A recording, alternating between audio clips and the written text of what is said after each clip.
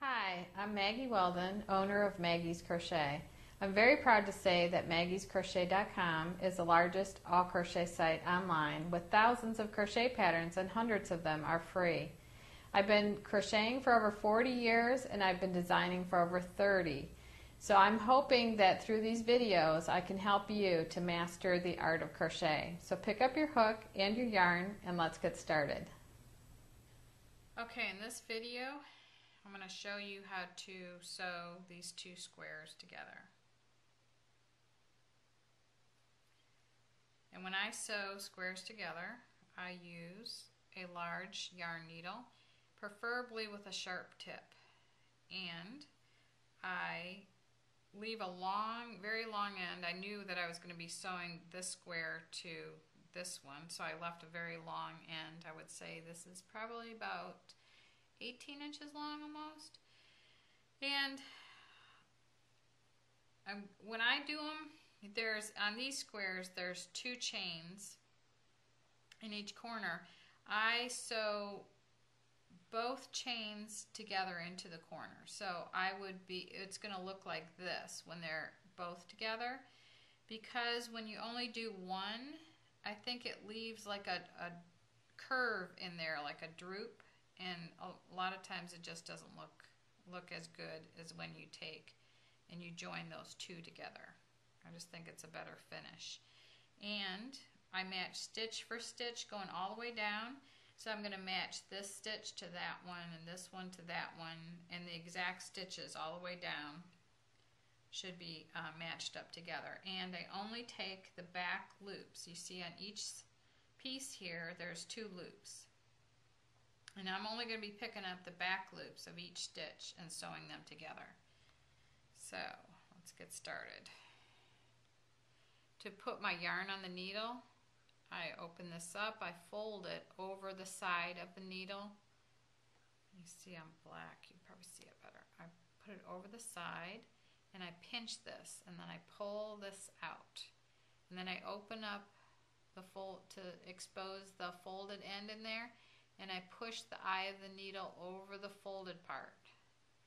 And then I see the folded part sticking out there, and then I pull that out, and that's how I thread the yarn on the needle.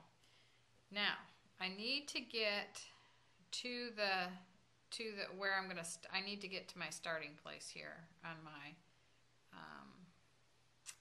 my loops. So I can start right here. I'm going to match up. Here's the right side, here's the wrong side.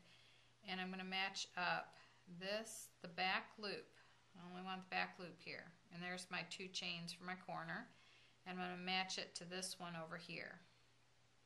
And I'm going to go right in there. And I'm going to go over that a couple of times.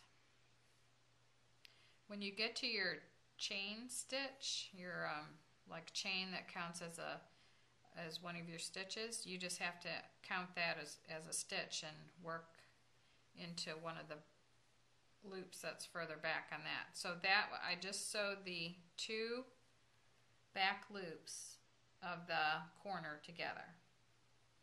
I'll do this a little bit on the front so you can see what's happening. So I've got this. So now I'm going to be getting this loop from the first double crochet over here. It's easier to do this from the back, but I'm doing it for you so that you can see what it looks like from the front. Okay, so I'm going over here, and the first double crochet over here, that's the loop right there, so I'm going to take the back loop there. Sew that together. Then I'm going to go to the next double crochet and get that one, the back loop of it, and the second one here, so they'll be matched up. Okay, then you want to pull this snug, but see how it forms a nice little ridge right there? It's really pretty that way. So, let's see, I'm over here. I'm going to go to the third double crochet now. I'm in the back loop there. Do you see that? And I'm going to go through there. And then I got 1, 2, 3, and I've got that right there, so they match up. stitch for stitch. You want to match it all the way up. And then I'm going into number 4, right over here. I'm going to pull that snug so it's straight, and I'm going into number 4 over here. See, it's 1, 2, 3, 4. I'm in the 4th one, matching 4 to 4. Now I'm going into the 5th one, the back loop right there. I'm going to match it to the 5th one over here. Okay. I'm just doing it on the front to show you, but it's easier to, these are the right sides right here. And it's easier to fold them together, and you can see you've got the ridges right here. So it's these ridges, I'm going to match with these ridges. And the inside ridges are the ones that are going to stay out on the front side. So you just, it's very easy, it's a lot easier from the wrong side. So you're going to go like this, and like this, and like this, and like this, and like this,